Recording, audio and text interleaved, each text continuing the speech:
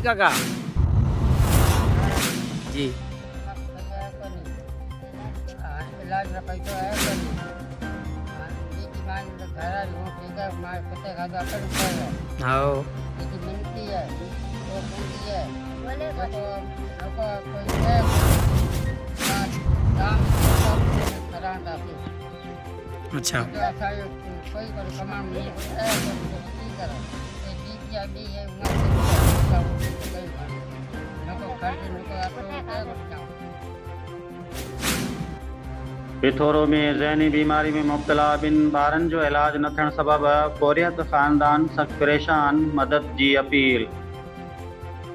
ग़ुलाम नबी शाह भरिसां ॻोठ हबीब हालेपोटो में रहंदड़ हिकु ग़रीब बोरियत ख़ानदान ज़हनी बीमारी में मुब्तला ॿिन ॿारनि जे इलाज लाइ सख़्त परेशान आहे। माली वसीलनि जी खोट सबबि ॿारनि जो मुनासिब इलाज न थी सघियो आहे, जंहिं करे सॼो ख़ानदान ॾुखियनि हालतुनि खे मुंहुं ॾेई रहियो आहे।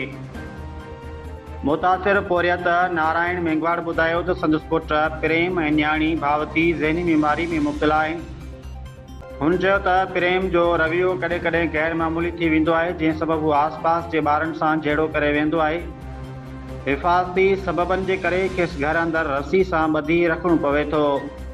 नारायण मेंगवाड़ वधीक चयो त हू इंतिहाई ग़रीब आहे ऐं पाण बि बीमार हुजण बावजूदि महिनत मज़दूरी ऐं पिनण ज़रिए घर जो गुज़र सफ़र हलाए रहियो आहे, पर महदूद आमदनी सबबि ॿिन्ही ॿारनि जो इलाज कराइण जी सघ नथो रखे। हिन हुकूमत समाजी भलाई जे इदारनि ऐं मुख़ीर हज़रात खे अपील कई आहे त संदसि माली सहायता करे ॿारनि जे इलाज लाइ मदद फ़राहम कई वञे, जीअं हू पंहिंजे ॿारनि जो मुनासिब इलाज कराए सघनि। मुतासिर ख़ानदान उमेद ज़ाहिर कई आहे त लाॻापियल इदारा ऐं साहिब हैसियत माण्हू संदनि ॾुखियनि हालतुनि जो नोटिस वठी इलाज समेत ज़रूरी सहायता फ़राहम कंदा। Doctor M Lal Waghani, social media centre Sindh.